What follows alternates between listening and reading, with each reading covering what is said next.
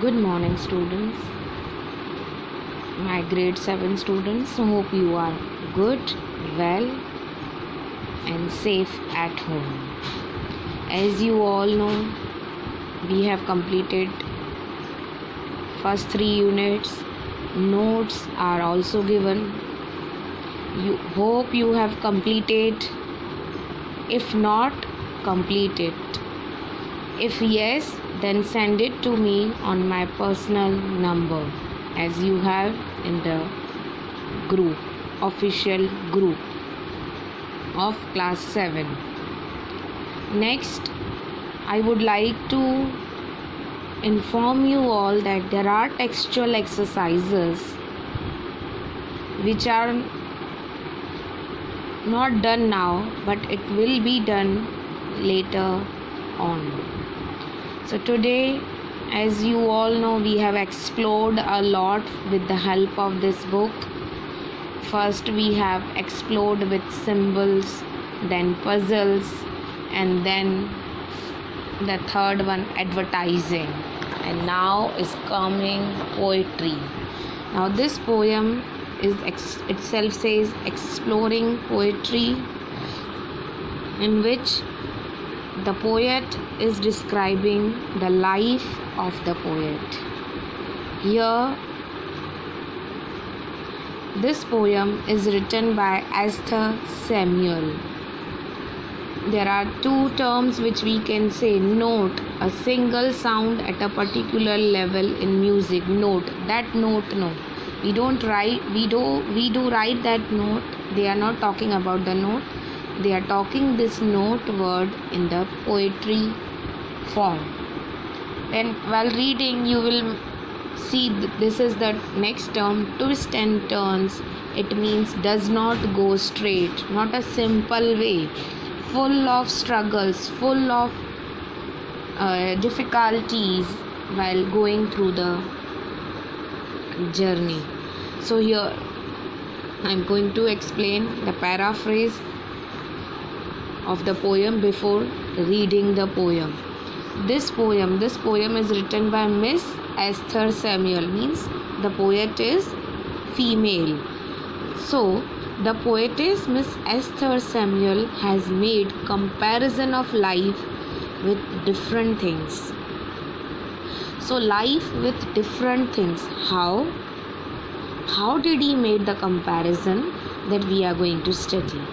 In the first stanza, life is compared with a tree which grows well if it gets love and care. So the first stanza of the poem is compared with the tree. As you all know, trees also grow. When it gets how it grows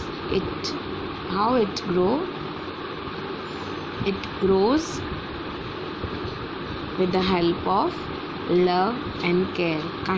It means sunlight, water, and the other requirements. In the second stanza, the poetess has compared the life with a kite. Kite, as you all know, we stay in the state named Gujarat. Their kite is the most important festival, which is ready to go up in the air, always go up in the air. So the second comparison. In the third stanza is compared with music. Now music always brings joy if the notes are played well. Notes in the sense, but the sound. Of course, when we listen music, we forget our problems. We love music. We all love music. In the fourth stanza, life is compared with the road that never runs straight. It bends, takes turns. It means that life never goes straight. You all will not remain happy throughout the month. In the month, there are the days you will feel sad. In the month, there are the days you will feel happy, excited. Sometimes you won't feel good, though you are good from the body, from your health. So it does not go straight. It has to endure several struggles in its course. And finally, the poet has left the verdict on an individual that life is what you make it. In the last stanza says, it is up to you. You are the people whom the life is given. It is up to you how you are going through with the life and enjoying your life. This is what the poet is wanted to convey. It is very beautiful poem. So I'll read the poem now. Pay attention. Life. What is life? Life is a tree that grows well with love and care. As you all know, I have explained. Life क्या है? Life एक tree की तरह है. जैसे tree बड़ा अच्छी तरह से बड़ा होता है.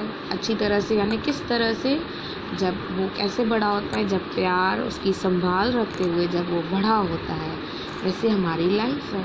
हमें अपनी लाइफ को प्यार से ध्यान रखते हुए हर कदम को समझ बूझ के कदम रखने से, सोच विचार से चलने से हमारी लाइफ आगे बढ़ती है.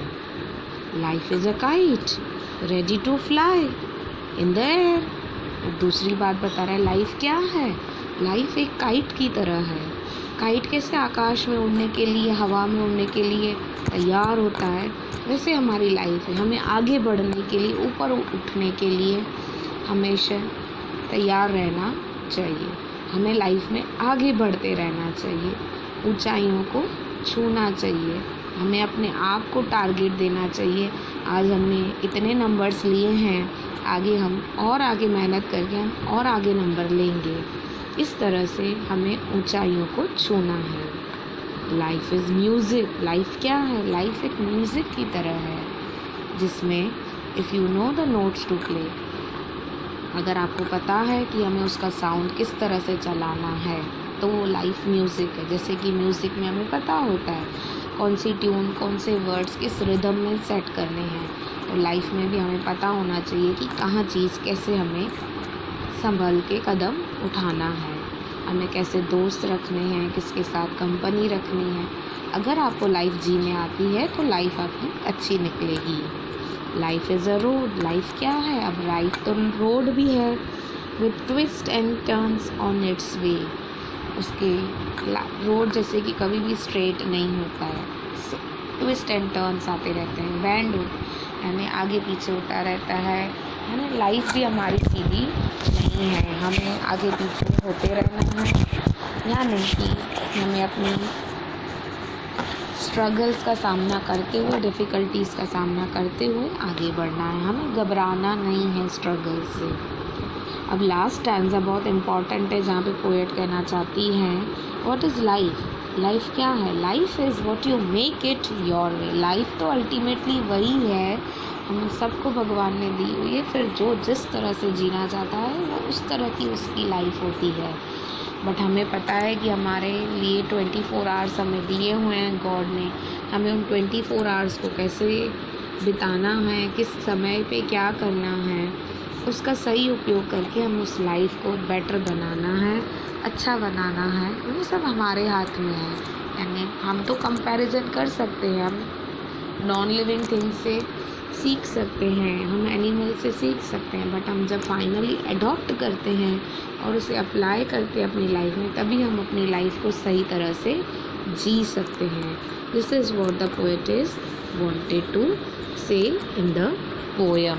So here the poem ends. If you have any doubts, kindly explain me.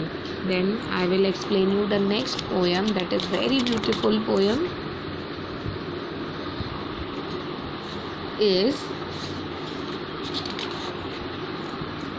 on the grasshopper and the cricket.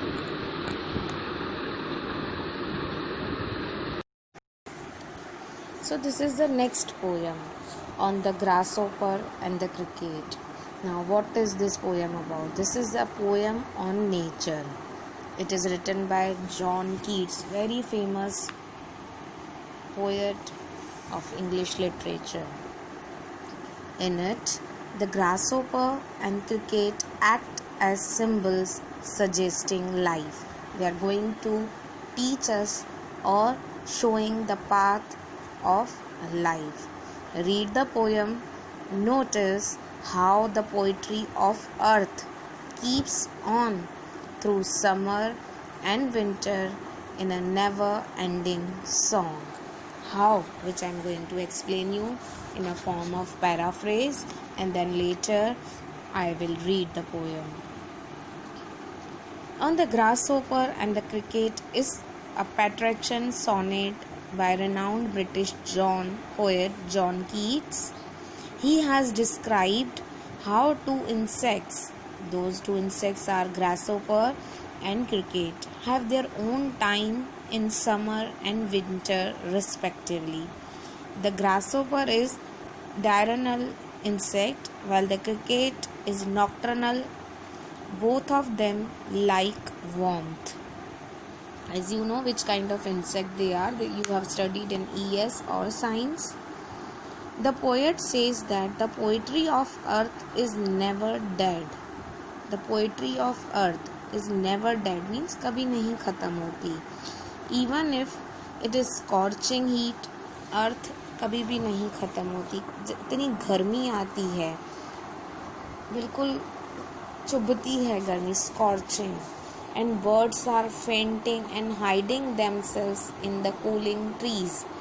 Birds भी चक्कर खाते हैं. इंसान को जैसे लू लगती है, जैसे बर्ड्स और एनिमल्स को भी बर्ड्स चक्कर खाते हैं, छिप जाते हैं ठंडे ठंडे पेड़ों में, उनकी हवाओं में. The voice of grasshoppers runs among bushes. Grasshopper की आवाज़ हमें ट्रीज की बुशेस यानी जो ब्रांचेस होती हैं उसमें सुनाई देती हैं. The poet says that he is at the four front end enjoys summer luxury. बाकी सब गिरते रहते हैं, बट ये ग्रासहोपर होता है जो इतनी गर्मी में भी बड़ा खुश है और हमेशा सबसे आगे होता है. He has not finished his delights. उसने अपना हैप्पी, उसका फन टाइम ख़त्म नहीं किया. If at all it gets exhausted with fun. He does take care under some pleasant weed. छोटे छोटे ग्रास होते हैं वीड में, वीड कहते हैं, उसमें भी अपना वो फन कर लेता है. वो ख़त्म नहीं करता, एग्जॉस्ट नहीं होता है, बट वो इतनी गर्मी में भी अपना जीवन अच्छी तरह से खुशी से कैसे बिताता है वो बताया हुआ है. In the same way the poetry of the earth never stops. दूसरी पोइट्री जो बताई गई है इस पोएम में ली गई है, वो ली गई है कि कभी भी ख़त्म नहीं होती. वहाँ पे कभी भी फिनिश नहीं होती, डेड मरती नहीं है, और यहाँ पे स्टॉप नहीं होती, रुकती नहीं है. On a lonely winter evening, अकेली, लोनली यानी अकेली, विंटर इवनिंग में यानी ठंडियों की शाम में, when there is severe cold and nobody moves out. इतनी ठंड होती है, कोई भी बाहर नहीं आता. From under some stone, stone में से कोई भी बाहर नहीं आता. There rises a shrill of the cricket songs. वहाँ पे धीरे धीरे क्रिकेट एक इंसेक्ट है, उसकी सॉन्ग की आवाज़ आती है, वो गीत गाता रहता है. वो एक स्टोन के नीचे बैठा हुआ होता है और उसकी आवाज़ आती है. Thus the grasshoppers and crickets continue their symphony to the world. वो इस तरह से अपनी लाइफ बिताते हैं, एंजॉय करते हैं और आगे बढ़ते हैं. वार्मथ भी लेते हैं, उसे गर्मी में भी गर्म चाहिए होता है ग्रासहोपर को, और क्रिकेट को ठंडी में गर्म रहना होता है. How they stay in the stone, inside the stone and enjoy the life. Now I will read and explain you again.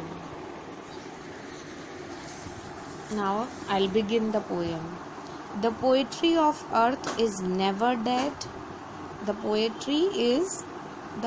is about, the name of the poem here related to the grasshopper is, the poetry of earth is never dead. When all the birds are faint, with the hot sun. इतनी गर्मी होती है, इतना तेज सूर्य का प्रकाश, birds चक्कर खाते हैं, फेंट यानी चक्कर खाना जैसा। In height in cooling trees, फिर छिप जाते हैं कूलिंग ट्रीज में। A voice will run from hedge to hedge.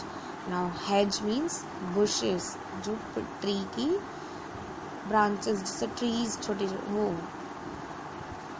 About the new mown mead.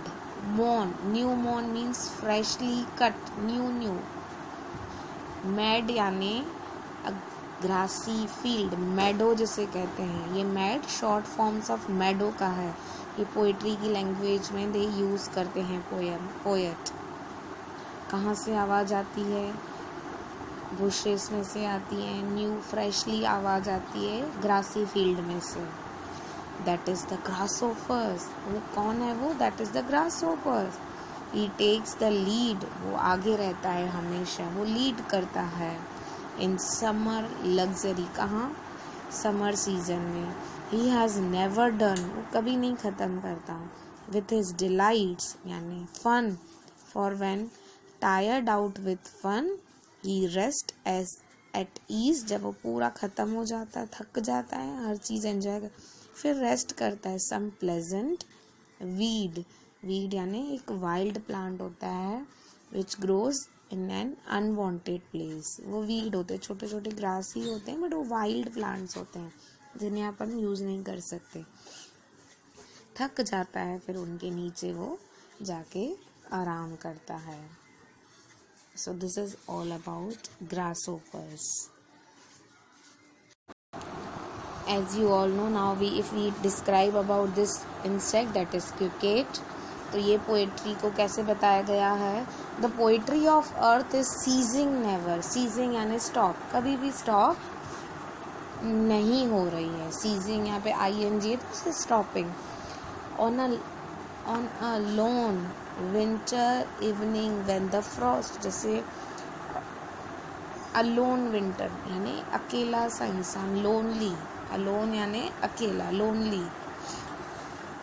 Winter evening में व्हेन द फ्रॉस्ट, जब वो फ्रॉस्ट यानी बहुत ठंडी आइस जैसे गिरती ना, इतना ठंडक। हैज़ रॉट अ साइलेंस, अब wrought means brought about, worked. Wrought a silence idiom है। Calm down everything, calm down everything, और रॉट सिर्फ ब्रॉट अबाउट होता है। From the stones there shrills, shrills means produce a loud and high sound. The cricket songs, वहाँ से फिर cricket का song बजता है। इन वार्मथ इंक्रीजिंग एवर, फिर उसमें से nobody moves out from under some stone, there rises a shrill of increasing ever, shrill of cricket song, and seems to one in the drowsiness half lost. Drowsiness means state between sleeping and being awake. Drowsy, अब एक condition, एक level हो जाती है इंसान की, सोता भी है, सोने और जागने के बीच का ड्राउजीनेस कहते हैं। The grasshoppers among some grassy hills, वो ग्रासी हिल्स में कैसा होता है? जागता भी है, सोता भी है और एंजॉय करता है अपनी लाइफ अंडर द स्टोन। सो ये क्रिकेट से हम सीखते हैं कि कभी भी हमें स्टॉप नहीं होना है, जिस सिचुएशन में मिली हमें उसे रहना है, भले वो अपनी आवाज़ कोने में से निकालता है और एंजॉय करता है। So this is about the cricket. Here I and the video. I will give you the notes, write it, and if you have doubts, ask me. Have a great day ahead.